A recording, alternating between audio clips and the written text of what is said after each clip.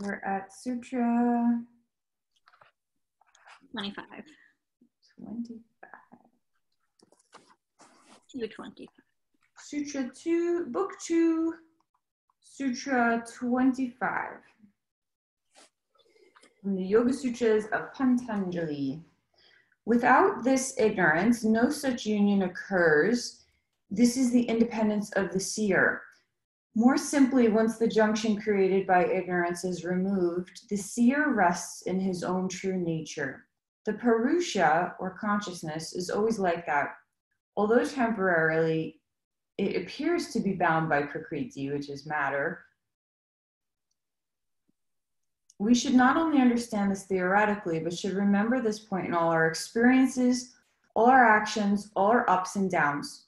Ask, am I tainted by this? Who am I? Who is happy? Who is unhappy?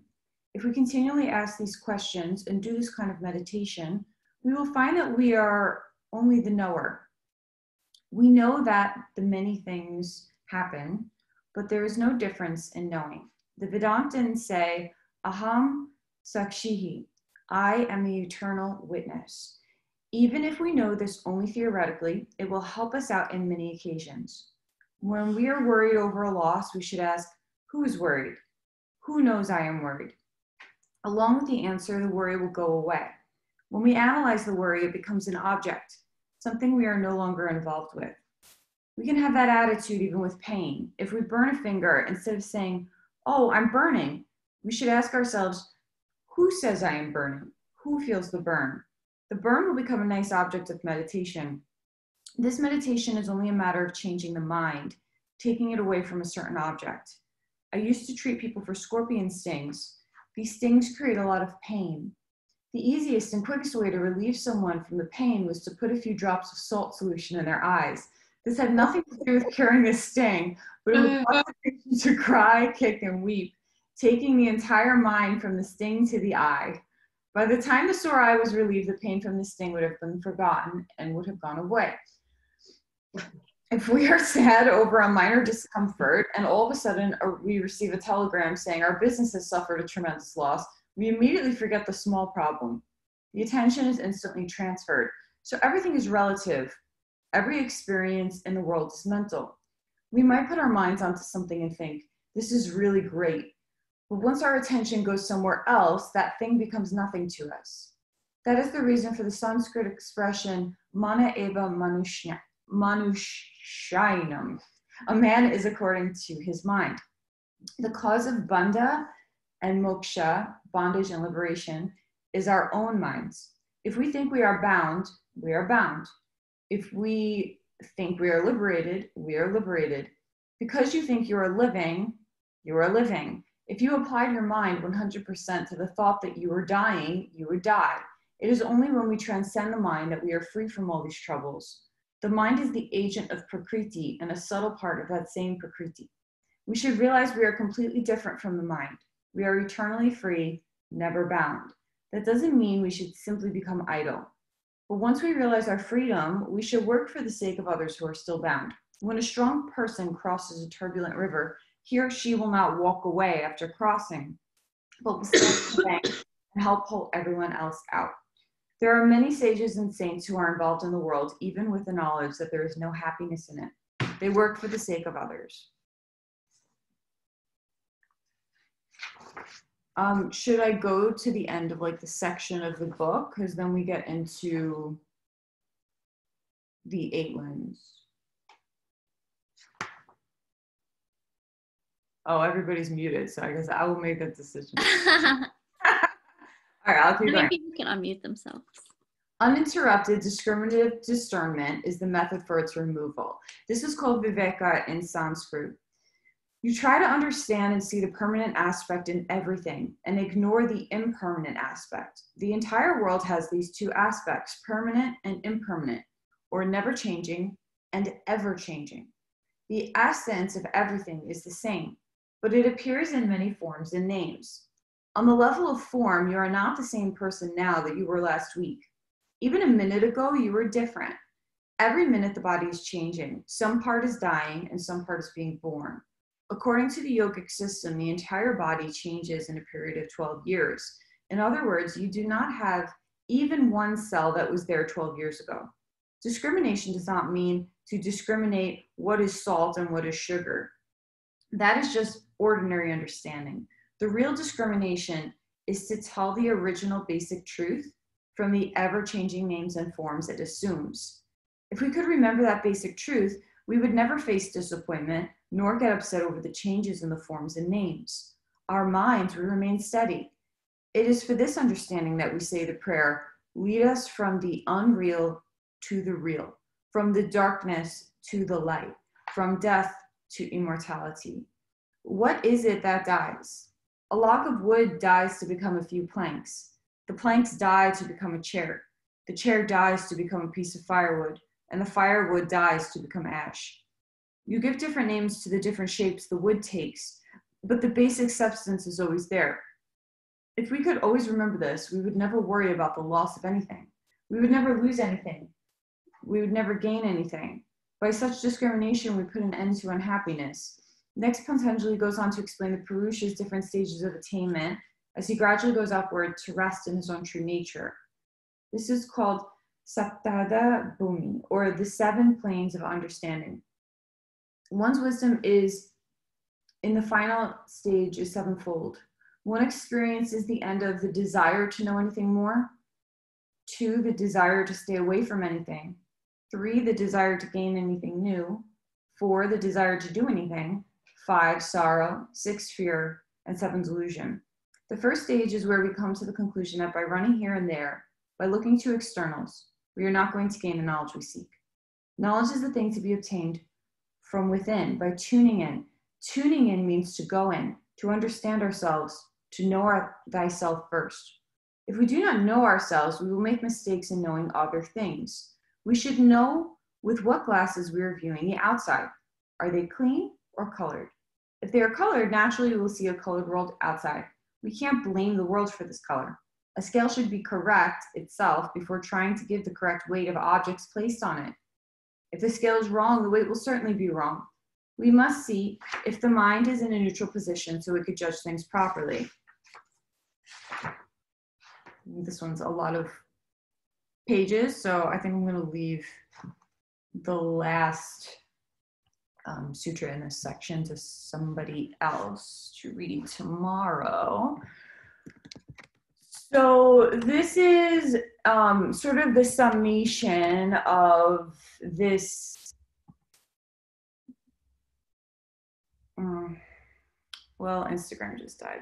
This is a summation of the idea that Pantanjali is sort of getting at from the beginning of the first book until right now. Let me pull it up.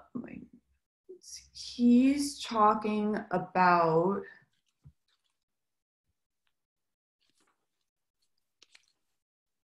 all the work we're doing and the more advanced meditation practices that are required to separate the seen from the unseen. So that's the idea of the seer or the experiencer with the object that's being experienced.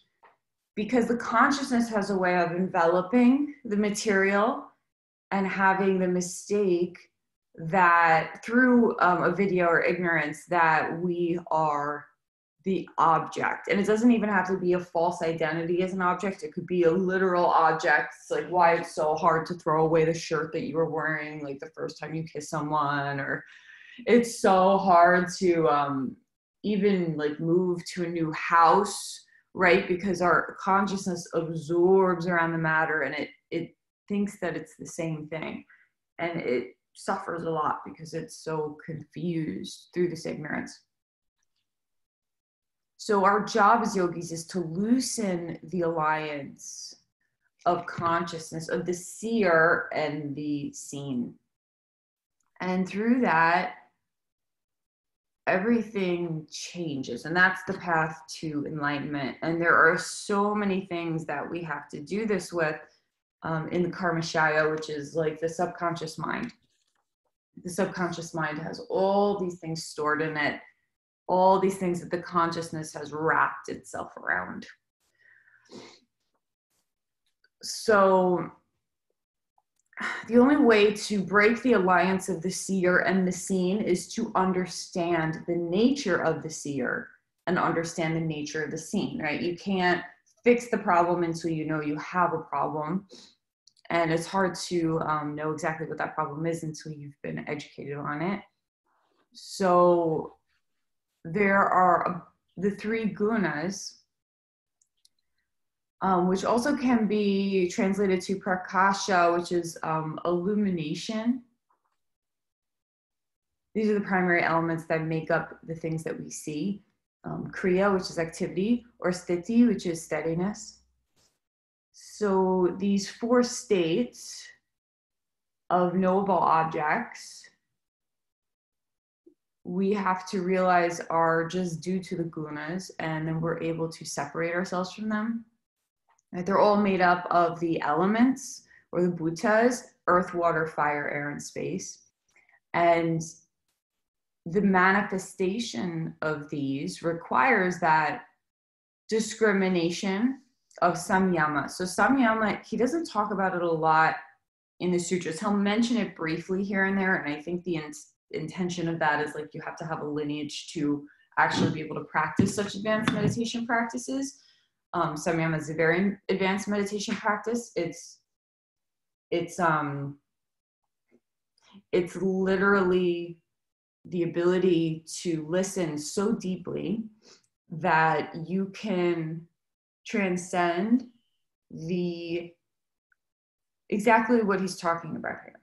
The absorption of the consciousness sort of detaches or becomes non-attached from what's being observed.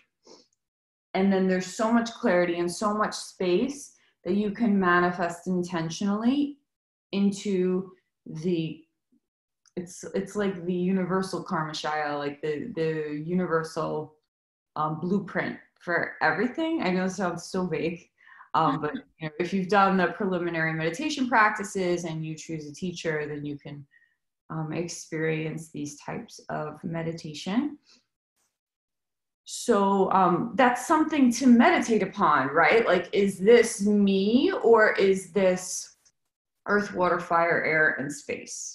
Is this me, or is this the bhutas? If it's the bhutas, I have to relax my consciousness off of those things. And the next layer would be the indriyas, which are the 5 instruments of action and sensation. So sort of like the way that we take information in from the outside world and the way that we take or put information out from the inside world. So we take information through the senses, we feel, we taste, we see, we hear, and then we put information out by grasping, touching, procreating, defecating, putting stuff out into the world. So there's this meditation practice on loosening the hold over the instruments of action and the instruments of sensation. But first, in order to do that, you have to train your senses, right? Because these are means of expression and perception. So if you don't train your senses and you think you are your mind and you think you are your senses, I'm everything that I feel, I'm going to try to feel good. I'm going to try to taste good things, right? It becomes another object that either is due to aversion or addiction. So you have to train the senses first. You have to be able to have an inclination for something and say no, and then look at the thing that you're interacting with and control your senses. And only then can you see that you are separate from the senses and you are separate from the actions. That's a big deal. That's a big, important deal. And it's hard to get there, right? The system is very simple, but it's hard to do. So then you set those aside with non-attachment and you're moving closer towards the seer. And eventually in the subtler journey, you examine not only the objects and mental impressions in the conventional sense, but you also explore both the components that build those objects, earth, water, fire, air, and space, and the senses themselves.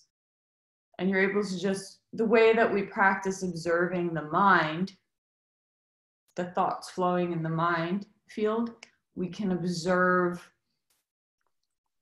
the objects flowing in the field of matter outside of ourselves, which means even the body mind, which means like the physical world.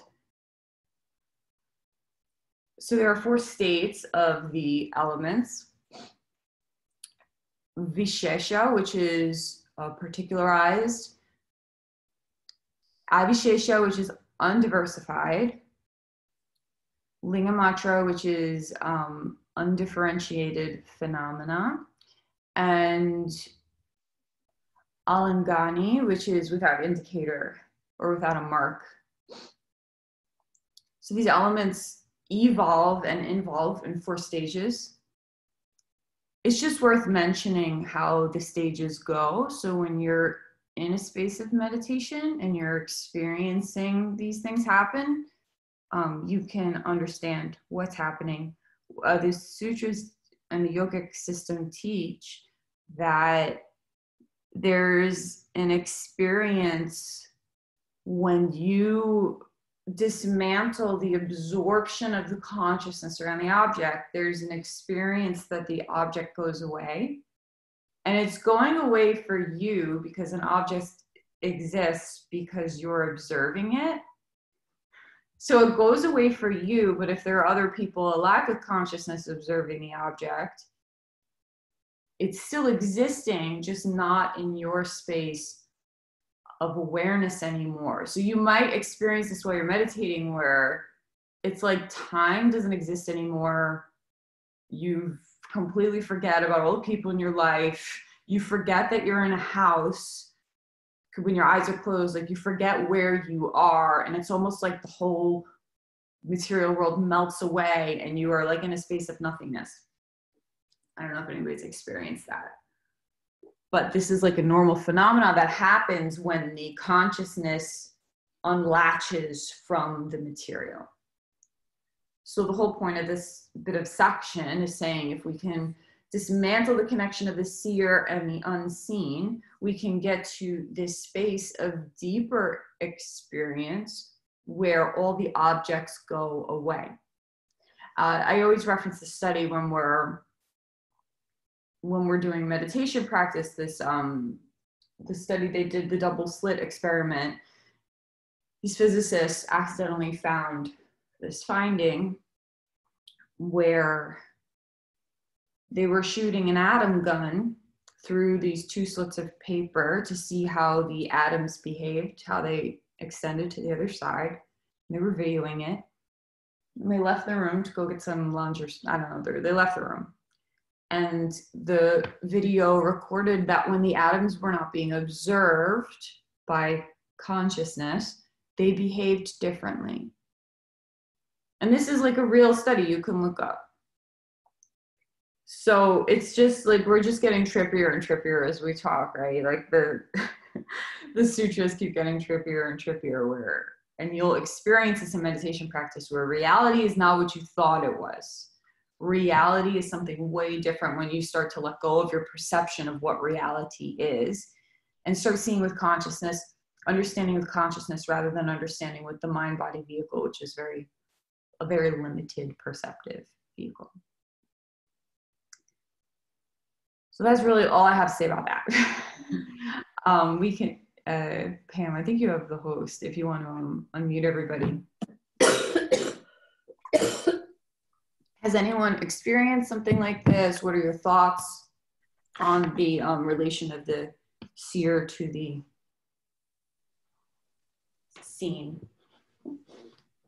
I have like a really basic thought, but I'll share it anyway. So kind of while I was reading this, or while you were reading this, I was thinking about how it reminds me of like a breakup.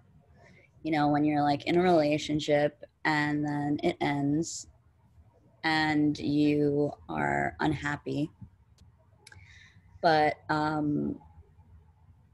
depending on how attached to the relationship you are determines your experience of what breakup is going to be like.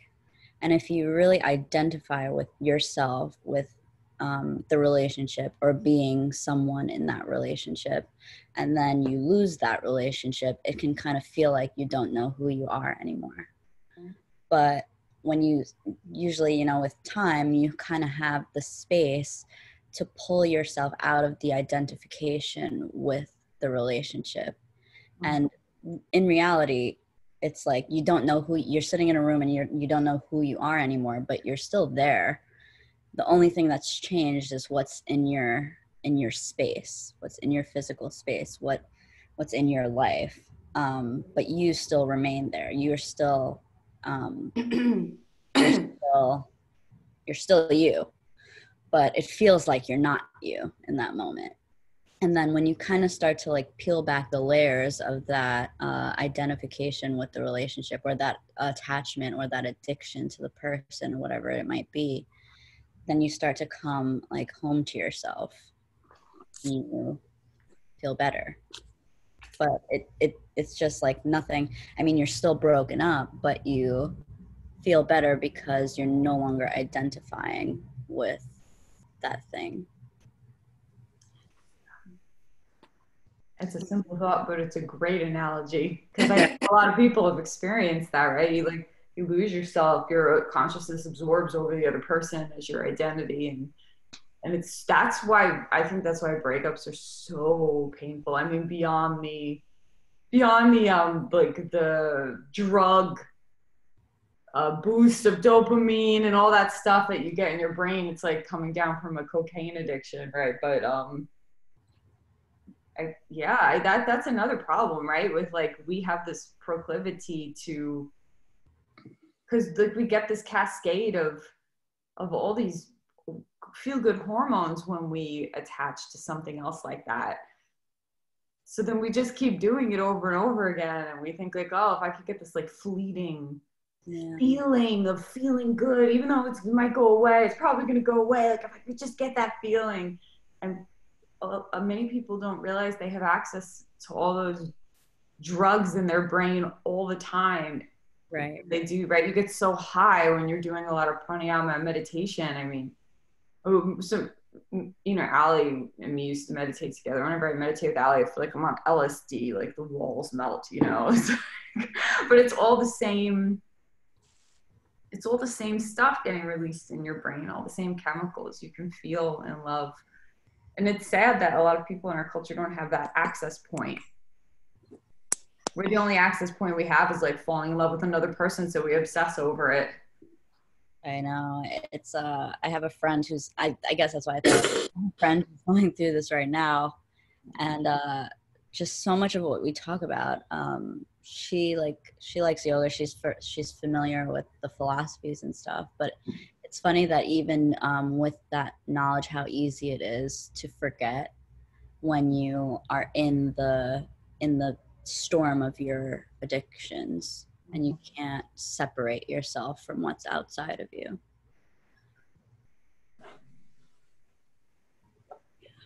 Yeah. Tough thing. I think it's interesting too how you know, people kind of tend to create the same kinds of relationships with the same kinds of people over and over again, unconsciously, and they're like, why do I always get a guy like this or a girl like this? And it's kind of like it's the same thing. It's you're still identifying in the same way. You still have the same sheaths through which you're looking at the world. So it affects the way that matter moves around you. It affects what you attract to yourself. It affects what is repelled away from you. Yeah. So, yeah. Yeah. My teacher obnoxiously says, I'm going to paraphrase it because he's such a bhakti that he says, your first relationship, you know, if you think that your primary relationship should be with another human, then you're sorely mistaken, and you're going to be experiencing a lot of suffering. It should be with Krishna. And then he goes on and like describes Krishna, which I'm not going to do. I always think of it as like you have to be able to love Ishvara. You have to love universal energy first if you ever want to have a healthy relationship, because there's a natural yearning in every human for that big love, that big love that another human can't possibly take. They can't take the expectation of a love like that. They can't, because they're a individual piece of the bigger puzzle. It's like you can't look to your relationship to fulfill every desire, every expectation. You're going to be sorely mistaken. Like, you got to have your friends around to talk to about your period or what, you know what I'm saying? It's like, you need a lot of different people in your life. But if you have the love that you desire with the universal consciousness in like a very deep way, then you see that universal consciousness flowing through every individual being. And like Ram Dass said, you should view every other person as God in drag. I love that quote. Love that too. Because it changes the way you look to your partner. Rather than them having to serve you, you should be in a space of service to them. And you can only do that through unconditional love. Yeah, I had this experience when I had a breakup also, where I was like kind of sad at first, but after meditating a lot and stuff, you just come to this place where even if someone is not with you or in a relationship with you, doesn't mean you can't love them. Yeah. And it's all your perception of your own universality. And if you don't have that, it's very easy to just get caught up in suffering over all these things that are impermanent. Yeah. Yeah, because I think, go ahead.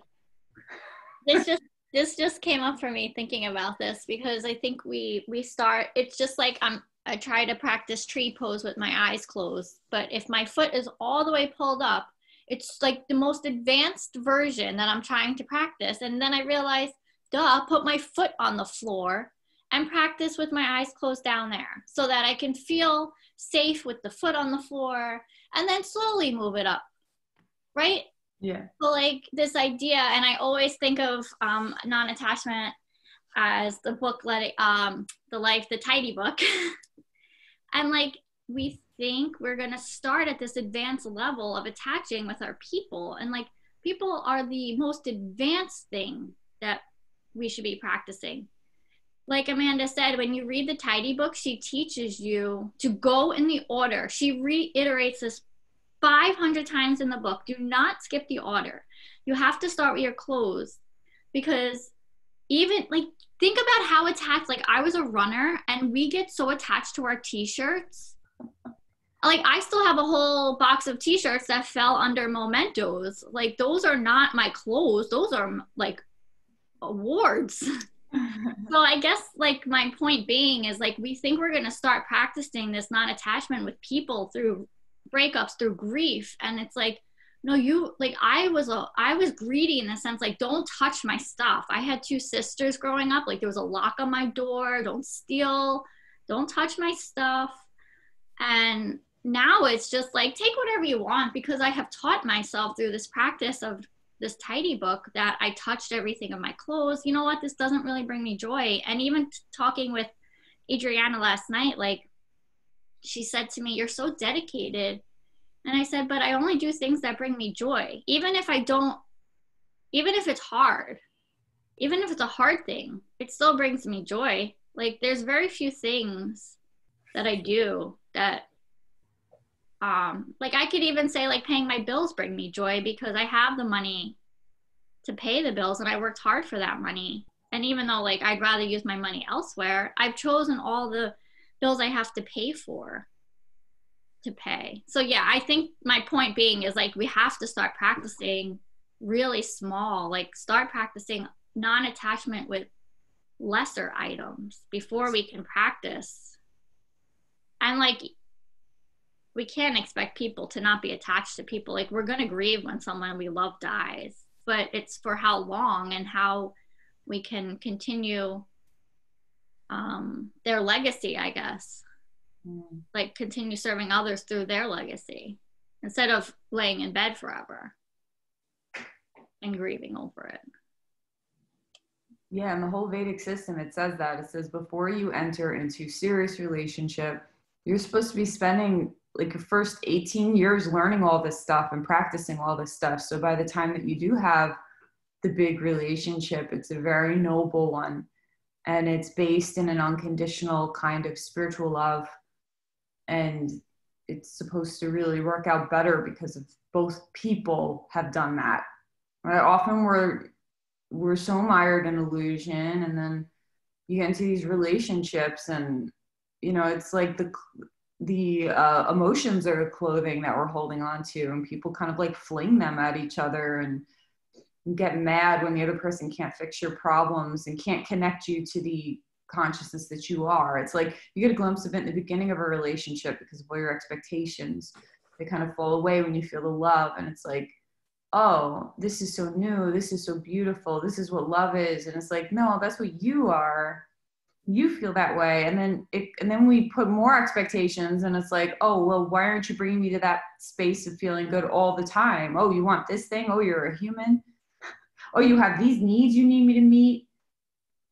Oh, you want to go away sometimes, right? Or, and people freak out, and it's like another addiction, and it causes harm to both parties. And I think even when someone, like what you're saying, Pam, it's like it's so pertinent. It's such an advanced practice, and it takes a really long time to get there. And I think people mistakenly think that they're there when they fall in love. They think they're there, and they get really, really, really upset. They think if like they conform to the other person, it's love, and it's not. It's like you always have to be your individual. Yeah.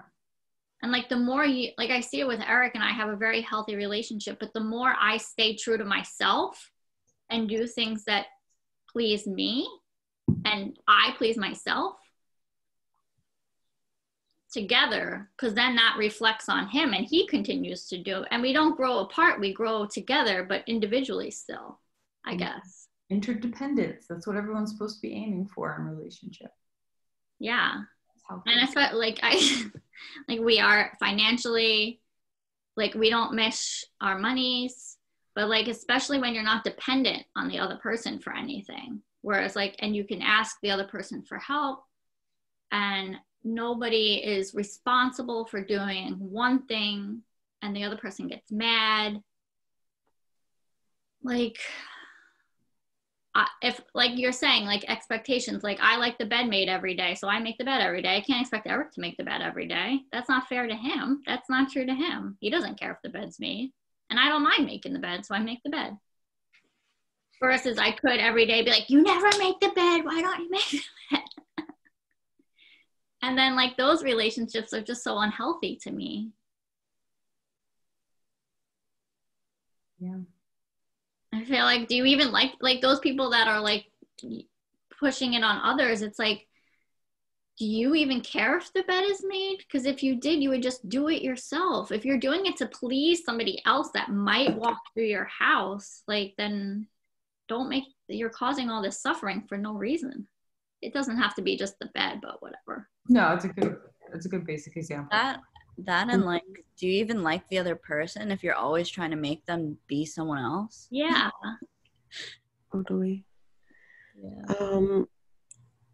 I want to share something. So I have a question once I share. I'm remembering, I don't remember who gave a talk, but I was listening to a talk, and I think it's like a yogic story where there's this sage in the mountains and whatever. He loses a child. He's like a leader in the community, and everyone goes to him, and he loses a child. And one of his like devoted students one day reaches him, finds him, and says, you've been missing for so long. What happened? And I guess the answer is like, well, I lost a child. And it's like, yeah, but you teach us all the time that like this is all an illusion. And then the sage says to him, yes, but our children are our biggest illusion. And like sometimes we're so lost in our love for people. Like I couldn't imagine. I couldn't look at my children and be like, you're an illusion. I would just, you know what I mean? Like, this isn't real. You know, I'm so, when you talk about attachment, I mean, I could give up anything in this world, but to give up one of my babies, that's like ripping my heart right out of my chest. Like, I don't know if another mom on the call feels that way, but it's like your love for your attachment and your love for your child. I don't know if that's like cultural, but it's intense. And the question I wanted to ask about meditation is, when you reach these deeper states, like I don't know that I have definitely like tripped balls in a meditation. Like I have become things. Like one day I was in meditation and I could feel myself like turning into this. First it was like this golden light was shining on me, and then it was like I was the golden light, and then it was like the light wasn't actually a light but like a hole, like a portal, and I became a cheetah. Like I was a cheetah. That's why I have a cheetah on my drum, because that meditation was so, it was so powerful, and it changed me in such a big way that I wanted to keep her. I wanted to keep her like as a memento, like you were saying. And I really feel like the cheetah, like I became the cheetah. Like for those however long I was in meditation, I was a cheetah. Like my posture changed. I, in my mind's eye, I could see the world like differently. And I was like stealth. I was like, I knew no one could catch me. I knew no one could touch me. I knew I could eat anything. You know, like if I needed to attack, I knew I would attack and win. If it came down to fight, I would be like invincible. That's how I felt in the moment. And it was I don't know, maybe it was my imagination, but in the moment it felt so real. So my question is, like, when we are in deeper states of meditation where you feel like, I don't know, I don't even know what you would see. I guess it's individual. Everybody sees something different.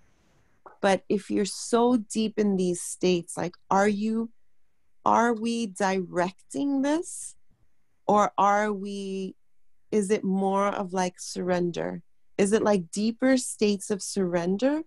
Because it sounds like in the sutra, it's almost, or I don't know if it was the sutra or what you were teaching us, Amanda, like it seems like during your meditation, you would be directing your energy someplace. But then all the other guidance about meditation is like, it's more like a letting go. So is it the deeper that I surrender, these things happens, spontaneously? Or at some point in my meditation, am I guiding it? Because then for me, that's hard. It's almost like you're going in and out of a state. Because in the beginning of meditation, like where we are now, I'm directing my mind to one point or to one thing. And then I'm focusing on absorbing the one thing and being one with that which I'm seeing. But when you move deeper, is it just deeper surrender, or at some point when I'm deep in meditation, do I come back to directing energy again? That's a great question. I don't know if anybody else wants to answer it first, because I feel like I'm always yabbering on these. So most of what we're doing when we meditate is actually not dhyana, it's dharana. It's concentration practices. And when you're doing samyama, those skills that you gain in a concentration practice are really important, because they help you to absorb your attention for an extended period of time. But it's like, it's both of what you're saying. It's like there's a surrendering experience, but you have to direct it first with your consciousness. It's like to transcend the body, you have to use the body. To transcend the mind, you have to use the mind to intentionally absorb and then let go. And then go deeper and absorb and let go. It's like what he's talking about, these meditations upon the gunas, and the meditation upon the elements, and the meditation upon each thing. Like you have to redirect the attention there. And then you have to let go of the hold. It feels like like you're grasping really hard onto something and you're intentionally letting go. And only through the letting go can you get to the deeper places of experience, if that makes any sense. And when you're like doing that whole like dropping intentions, I guess we could say, into the field, there has to be a mindlessness, and it's not really a thought. It's like a feeling, but not a feeling in the body. It's like a feeling of the consciousness. Mm-hmm. But even like, that is like that experience, that kind of meditation practice is still surface compared to like the goal of that deep samadhi of like full absorption with the self, if that makes any sense. Like it's all in levels and layers. Like dharna's up here, concentration's up here, and samyama is like here, but the goal is down here. And the yogis are always teaching, like, the goal is not to manipulate matter. That's just another distraction, because then you're going to get attached to the ability to do that and the ability to direct the life you're living in the material world. And sure, that's fun and lovely, but at a certain point, it's not as important as transcending all of it and just wanting to connect to Para Atman. Did I answer your question? And motherhood, I feel like, is, as much as you can make it about attachment and try to control your kids, but I don't think that's what you're talking about. I think you're talking about the experience of this like universal unconditional love. And that's actually like a glimpse into the kind of way we're supposed to be loving everyone. Because they say that's how Ishvara loves us. Yeah, I actually don't have, oh, sorry. No, it's okay. Go ahead. I actually don't have control. I mean, I don't think I have control issues with my children. I feel like I have a very sort of like open way about them. But when they're not around, my heart is still with them, if that makes sense. Like my deepest prayer is about them. My intentions for good action or for good things to come my way, material or not, it's like they're at the forefront of that. It's like a very deep caring, you know, like I care about the world, but like if there's two people I really care about in the world, it's my two sons. And it's like a very deep, I don't know, I just really, really love them. And I don't know that every mother feels that way. I don't know that motherhood comes to every mom that way. I just know that it has come for me that way. And maybe that was taught to me because my mother loves me so much. I don't know. But I feel like, yeah, I don't know. I guess the point for bringing that up is like, we're trying to remember that, like when we're heartbroken, we're trying to remember that, like, that's not who we are. That who we are doesn't live outside of ourselves. Like who I am inherently is not mom. You know what I mean? Like, like and other who they are isn't children, right? Yeah. Anyway, but that's why we change roles. Like we change roles. Like maybe they were your mother, but there's still like this unconditional soul level love. Yes. That's so beyond, like, me loving Isabella is so beyond any love relationship I've ever had in my life. I don't know if the other mothers relate. It's like, it's a transcendent love to love your child, because it's like you would serve in any capacity. You could like have all your arms cut off and like be dying on the side of the road, and you would still try to serve your children. And I think that's kind of like a divine thing. I don't think that's an attachment thing. I think the attachment is like, you're my child. And that's what they are. They're their own soul. Yeah, I heard once children are not born of you, they're born through you. Mm-hmm. Do you know what I mean? Like, you get the privilege of having them pass through you, but they're not yours, Right. you know, like, which is hard. I guess it's the same idea. It's hard to be like, what do you mean they're not mine? I carried them for 9 months. You know, you go through the whole thing. Well, their body is yours, but they're not their body. Yeah. He's like my foot that I grew, you know? Mm-hmm.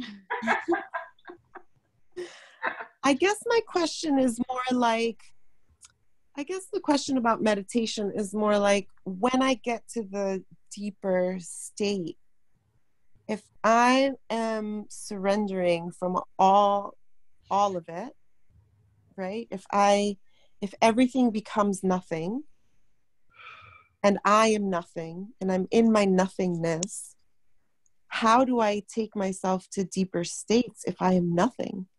That's the state. Okay. I think that's like a very Buddhist way of looking at it. The Buddhists say at the bottom there's nothing. The yogis say at the bottom there's everythingness. It's like one of those, they say in all the books, it's like an indescribable thing. You have to just like do the practices and experience. You have to just be in it.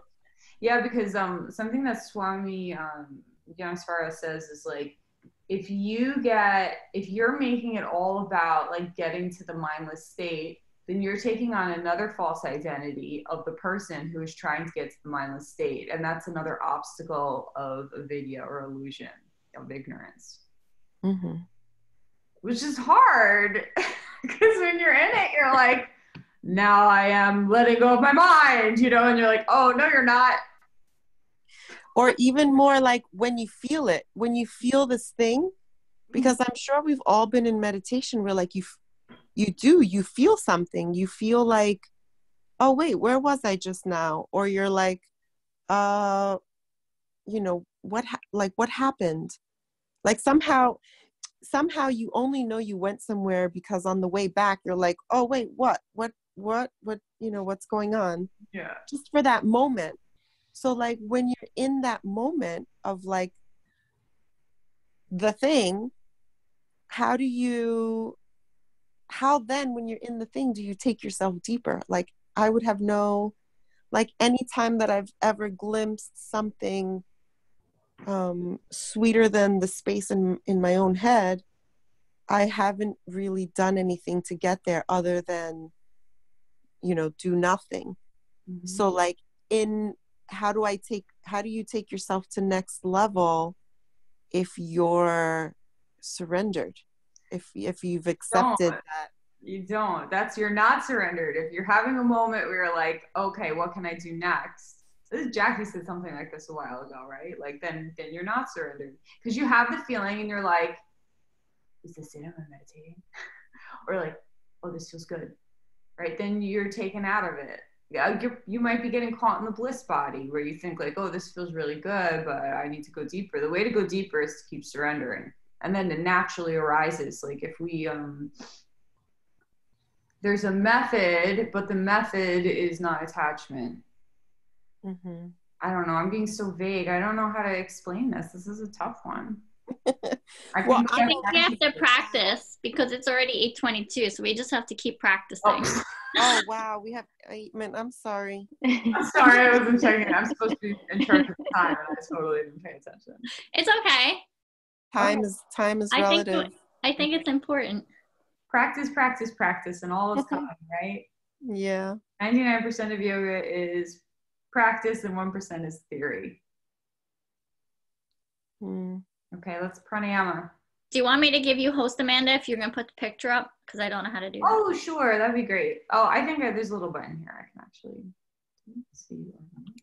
Okay, I got it. So let's do some alternate nostril breathing. You can take your right hand to Vishnu Mudra, fold the peace fingers into the center of the palm, close off the right nostril with the thumb, and the left nostril with the ring finger. You can inhale through both. And exhale through both. Close off the right nostril, inhale through the left. Close off both and exhale through the right. Inhale through the right. Close off both and exhale through the left. You can continue like that for a few cycles of breath.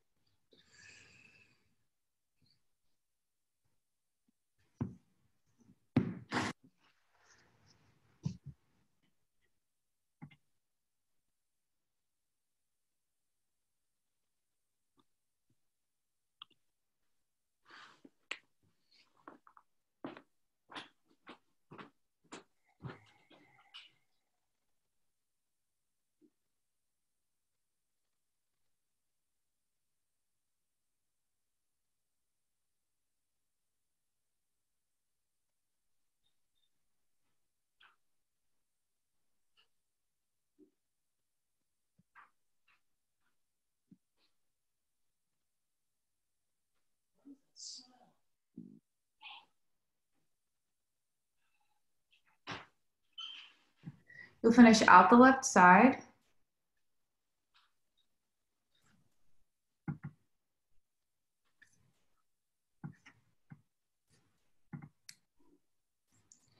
And then place the hands on the knees, close your eyes. And start to move through whatever meditation practice suits you. You might be scanning the body, trying to relax the body. You might be making the breath nice and stable and long by counting the breath in and out. You might be starting to observe the thoughts flowing through the mind, like you're laying in the bottom of a river and all the water's running over you. You may be working towards discriminating each thought, whether it's leading you towards a state of bondage or a state of freedom. You might be working towards a state of equanimity with all of those things, or maybe you have another practice that's working for you. You can do spinal breathing. Inhale, so to the base of the spine. Exhale, hum to the crown of the head. It means I am consciousness. I am witness. I am the seer. Okay.